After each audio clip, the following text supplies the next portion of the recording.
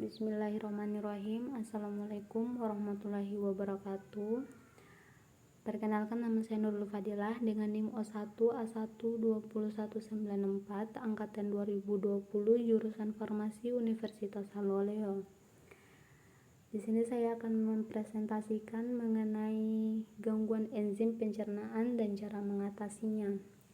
Sebelum masuk ke poin pembahasan, terlebih dahulu kita harus mengetahui apa itu sistem pencernaan. Nah, sistem pencernaan merupakan serangkaian jaringan organ yang memiliki fungsi untuk mencerna makanan.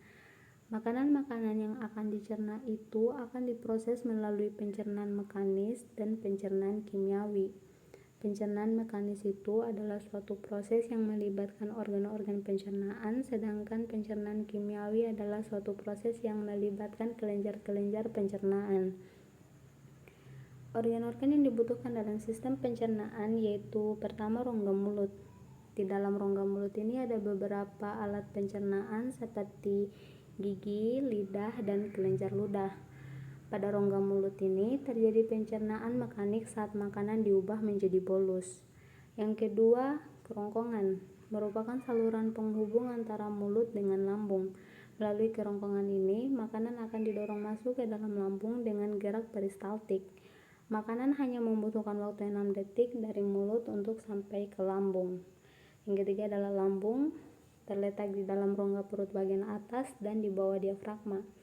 Lambung memiliki dinding yang elastis sehingga dapat menyimpan makanan dengan kapasitas 2 sampai dengan 4 liter.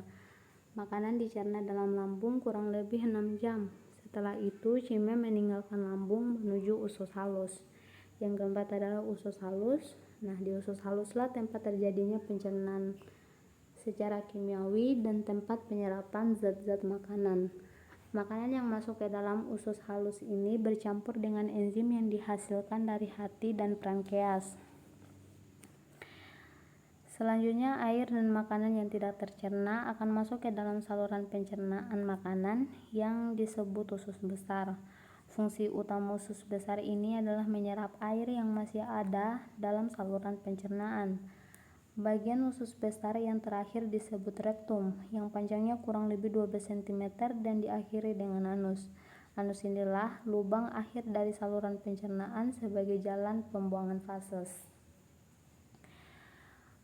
Segala makanan yang kita konsumsi akan dicerna oleh berbagai enzim pencernaan. Enzim pencernaan ini diproduksi secara alami oleh sistem pencernaan dalam tubuh. Enzim-enzim ini akan bertugas memecah komponen makanan seperti lemak, karbohidrat, dan protein. Tujuannya untuk apa? Agar nutrisi yang berasal dari makanan dapat diserap ke dalam aliran darah untuk menunjang fungsi sel-sel tubuh.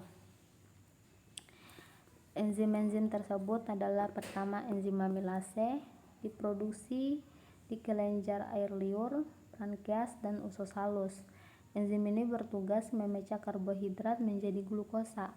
Saat makanan yang mengandung karbohidrat dikunyah, kelenjar liur di dalam mulut akan menghasilkan amilase. Yang kedua adalah enzim protase, yaitu enzim yang bertugas untuk memecah protein dalam makanan menjadi asam amino. Enzim ini diproduksi di lambung, pankreas, dan usus halus. Yang ketiga adalah enzim lipase, yaitu enzim yang memiliki tugas memecah lemak menjadi asam lemak dan gliserol. Enzim ini diproduksi di pankreas dan lambung. Yang keempat adalah enzim maltase. Enzim ini diproduksi oleh usus halus, fungsinya untuk menghancurkan maltosa yang ditemukan pada tumbuhan seperti biji-bijian, gandum, dan ubi. Yang kelima adalah enzim laktase, yaitu jenis enzim pencernaan yang memecah gula laktosa yang ditemukan dalam susu dan makanan atau minuman yang terbuat dari susu. Yang keenam adalah enzim sukrasa. Yang keenam adalah enzim sukrase. Diproduksi oleh usus halus, fungsinya adalah memecah sukrosa menjadi gula sederhana seperti fruktosa dan glukosa. Kurangnya jumlah enzim pencernaan dalam tubuh akan menyebabkan gangguan enzim pencernaan seperti gangguan metabolik, penyakit Gaucher, dan gangguan pankreas kronis. Yang pertama, gangguan metabolik umumnya memiliki kelainan pada gen yang menyebabkan tubuh kekurangan enzim pencernaan, sehingga proses pencernaan dan metabolismenya tidak berjalan dengan normal.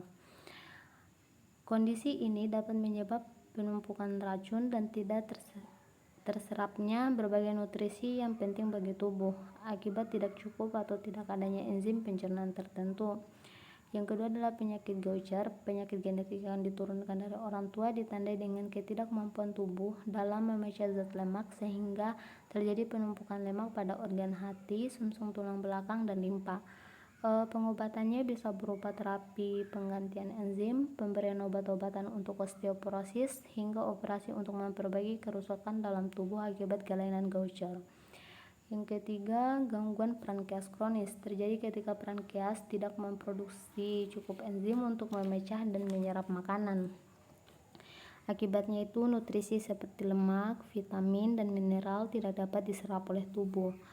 Selain 3 gangguan tadi, masih ada kondisi lain yang menimbulkan gangguan pada enzim pencernaan seperti radang pankreas dan lain-lain. Oke, contoh jenis penyakit yang terkait dengan enzim pencernaan yaitu MAC. MAC itu sering dikondisikan karena tingginya kadar cairan asam lambung di perut. Gejalanya itu perut terasa perih dan sakit, perut kembung, mual, muntah, dan sensasi panas di kerongkongan. Penyakit MAC ini muncul ketika produksi asam lambung meningkat dan melukai dinding lambung.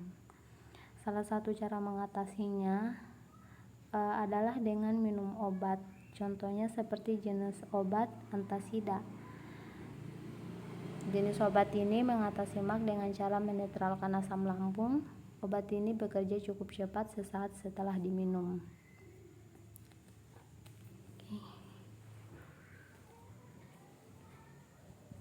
Baiklah, itu presentasi tugas biokimia dari saya. Lebih dan kurangnya mohon dimaafkan. Terima kasih. Assalamualaikum warahmatullahi wabarakatuh.